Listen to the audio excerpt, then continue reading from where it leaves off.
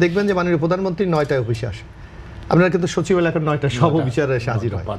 অর্থাৎ আমরা কিন্তু সেগ্রিগেট করতে জানি বা আমরা অনুসরণ করতে জানি, এটা এই জাতি কিন্তু অতীতে বারবার প্রমাণ দিয়েছে।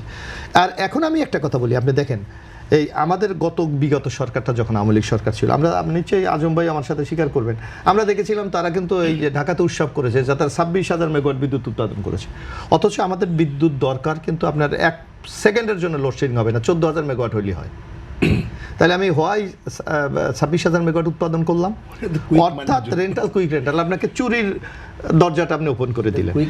এখন আপনি যে আমাকে যদি 14,000 মেগাওয়াট বিদ্যুৎ উৎপাদন হয়, আপনি জানেন বিদ্যুৎ 3 প্রকার উৎপাদন, একটা হলো কয়লা বেসড, একটা গ্যাস বেস, আর একটা হলো তৈল দিয়ে হয়।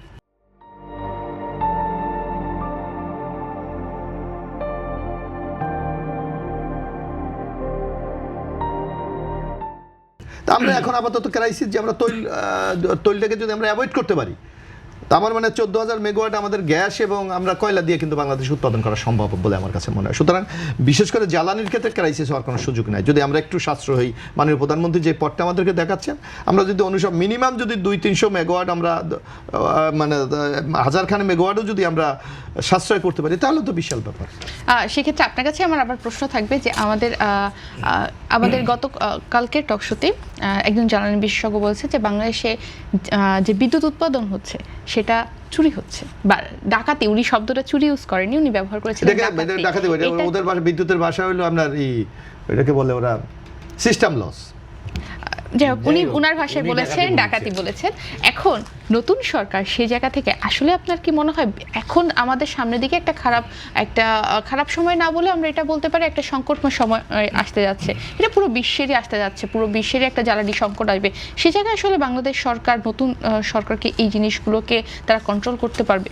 আমার মনে হচ্ছে আমাদের দেশে ইন্টারনাল যে আমাদের গ্যাস থেকে যে বিদ্যুৎ উৎপাদন হয়, আমরা এখানে আমাদের তো ইম্পোর্টের কোনো দরকার নেই, আমরা নিজেরাই কিন্তু আমাদের সক্ষমতা আছে, আমাদের গ্যাস বেস, আমাদের এইগুলি গ্যাস তো আনতে হচ্ছে আমাদের না আমাদের বাংলাদেশে তো গ্যাস উৎপাদন হচ্ছে, যেটা হচ্ছে ওটা যথেষ্ট হচ্ছে না, উৎপাদন হচ্ছে।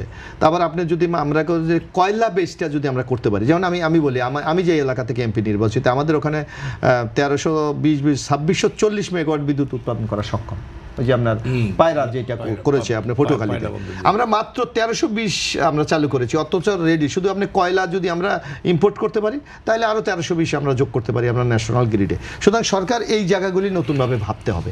আর কয়লাতে প্রোডাকশন কস্ট খুবই কম, আপনি যদি পার মেগাওয়াট কয়লাতে আমি 4 টাকা থেকে 6 টাকার মধ্যে আমি প্রোডাকশন করতে পারি, আমি গ্যাসে করলে আমার 6 টাকা থেকে 8 টাকা যায়, আর আমি তৈলি যদি আমি করি মিনিমাম 16 টাকা থেকে আমার 27 টাকা পর্যন্ত যায়, তো আমি কেন ওই তৈলি আমি উৎপাদন করতে যাব? সুতরাং এইগুলোও সরকার একটু বিবেচনা করা উচিত বলে আমি মনে করি।